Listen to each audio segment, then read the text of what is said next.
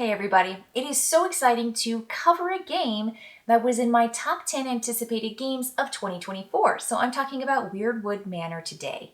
This really got on my radar because A, it's cooperative, B, has a really lovely theme.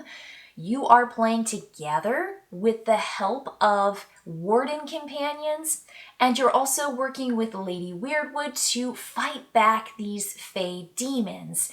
And so there's this really lovely feature of the board that rotates. There are certain places that will move on the map in circles, and so rooms are going to change. Everything's going to be a little weird, and I was wholly on board. I thought, this sounds amazing. So I want to talk to you today about what this game offers and is it worth all the fuss?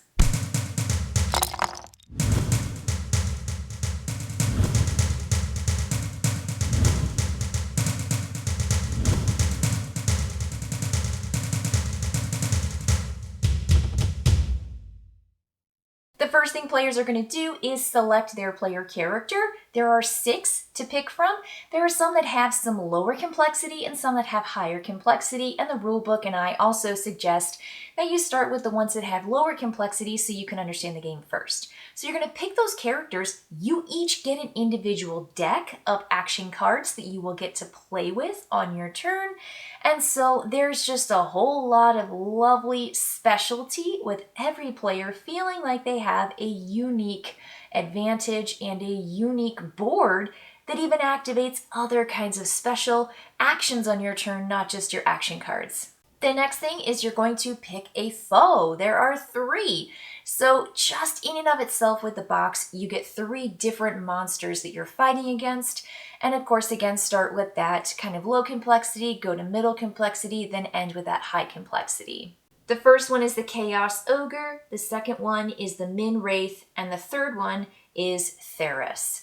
So they are going to increasingly get more complex and more challenging. So start off right there at the beginning with that ogre and you will be off and running.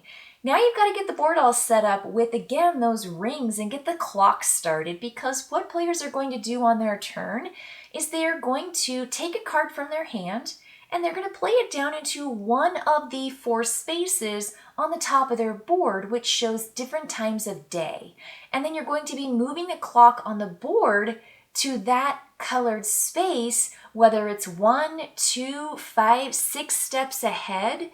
You are on the clock, and so you want to make sure that you don't move the clock too fast, too soon, because then the monsters become harder and harder to fight the later on it gets in the night. Time will run out in the game if you essentially get to midnight and move into the next 1 o'clock zone. That means that your time has run out and collectively players lose. So time is really, really important. Now, what happens now is you play your card down, you've moved the ring, which opens and closes hallways to rooms. And then you will take your figure and move to a new room if you have the move action. You might not even be moving on your turn. There are a variety of actions that allow you to take advantage of the room itself. If you move into a location, you get to do the room. And every single room has a totally unique and interesting action and opportunity, which I just think is so stinking cool. I really, really like that. There are ways to fight if you have an action symbol that shows your battle. You can forge battle dice, which allows you to become more powerful when you fight. You will be designing, like picking what kind of die do you want. Do you want a die that's heavy on attack, heavy on defense, or maybe blended of both of those?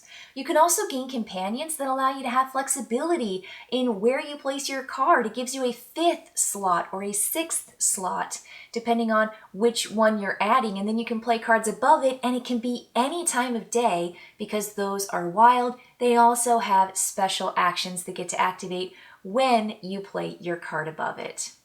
You can also heal, and healing helps you have more cards in your hand so that you have more cards to pick from whenever you play from your hand. And you can also try to clear a room of blight. And those are going to be those little scarabs that run around all over the place. And scarabs are just going to run plenty all over. And if you ever have 2 in a room, that room is essentially flipped over.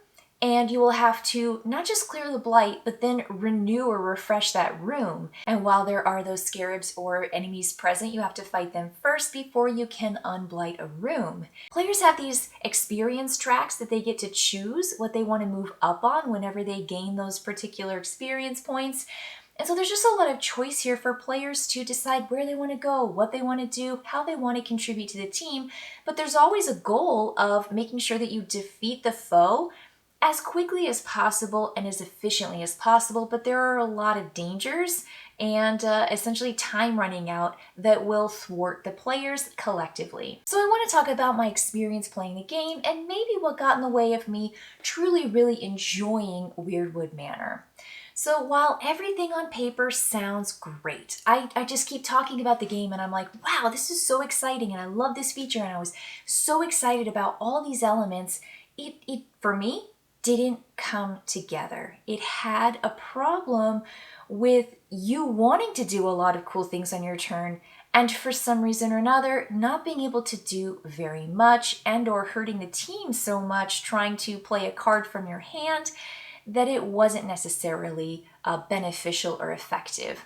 So when I talked about all the rooms moving, the rooms, it's really hard on your turn if you're watching your fellow players go to plan for what you want to do because everything is going to be so different by the time it gets to you. Because after a player goes, the monster goes. And the monster is going to move forward the clock as much as we move forward the clock. So when I go and then the bad goes, then the fellow player goes, then the bad goes, then the fellow player goes, and the bad goes, then it comes back to me, and I'm like, well, I can't get out of my room, or I can only go to the outer ring, or I can't even move because I don't have I don't have a foot in my hand, or I can't fight because I don't have any of my battle cards in my hand. It becomes kind of like you just feel strapped. You feel like really pinned down, and you really don't feel like you can contribute. And I like a cooperative game where there are ways to kind of mitigate or help in some way, even when you can't necessarily do exactly what you want. And I found in this, it didn't necessarily give you the chance to do that. There were ways to just kind of like not have a turn, and it feels bad. It feels like you have to wait a really long time before it comes back around to you, and you just kind of cross your fingers and hope that you can have a really cool turn because you want to. You have all these resources, you have cool dice, you have really cool character abilities, you have cards in your hand, and then something kind of just gets in your way. So that was a little frustrating for my fellow players and for me. And I think another thing too is that the game went on really, really long. It says up to 120 minutes for the game, and I would say we were into hour 3 and we're really looking down at midnight, the clock, not real midnight, but midnight on the clock on the board, and thinking, yeah, there's no way. We've gone so long, we've got kind of beat down so much. And really by just my next point that I want to talk about, just a luck opportunity, did we actually win? I don't feel like our strategy necessarily got us to win. So it went on really, really long. And the other thing was you have dice and you have battle dice and they have battle dice. And it's like you get to spend your whole turn and you're like, I'm going to fight a couple of these little scarabs. I'm going to fight them and I've got better dice than they do. And then you roll and then they win. And your whole turn was spent just fighting them. And you're like, if I can clear them, then I can do the action in the room. Well, no, you can't. You can't get the action in the room unless you clear them. And so then you actually didn't really do anything on your turn. You didn't gain them, which gives you kind of a resource or a commodity in the game. And I saw someone at my table spend 2 whole revolutions doing nothing and fighting and failing, and it was just kind of demoralizing. And I wanted us to have fun and I wanted us to work together. I want everyone to feel like, again, they're contributing and they're having a good time, and it just kind of felt bad. And it's kind of hard, when you have dice, you've got dice. I understand. But at the end, we did kind of luck into some wins with the dice and the baddie, and we just, skated by just right at the, like a couple, minutes before midnight, and we were successful, but it didn't feel successful, I guess. So our plays, not just the first game, but our plays did kind of still feel the same every time. And while I had so much hope and I continued to try different things, it just kept feeling, very similar to me. So for me, it's a lot of building up, it's a lot of setup, a lot of tear down. There's a lot of rules to read and a lot of, things to kind of get used to with the character abilities and with the baddies. And I think that it may not necessarily, for me and my gaming group, be worth all the fuss. And again, I just still like it in concept. I still like it on paper so much. But for us, it didn't necessarily click into place. And so for me, not sure if Weirdwood Manor is my game, even though again, on paper, it sure does sound like it should be. So if any of those concepts, if any of those mechanics sound interesting to you and you want to check it out, I've got the link to the BGG below. You can go and check out some more pictures and you can check out, some of the descriptions and those other mechanics that might interest you and your group. You can check it out yourself. But yeah, not necessarily worth all that fuss for me. But I will see you next time, folks. Thanks for tuning in.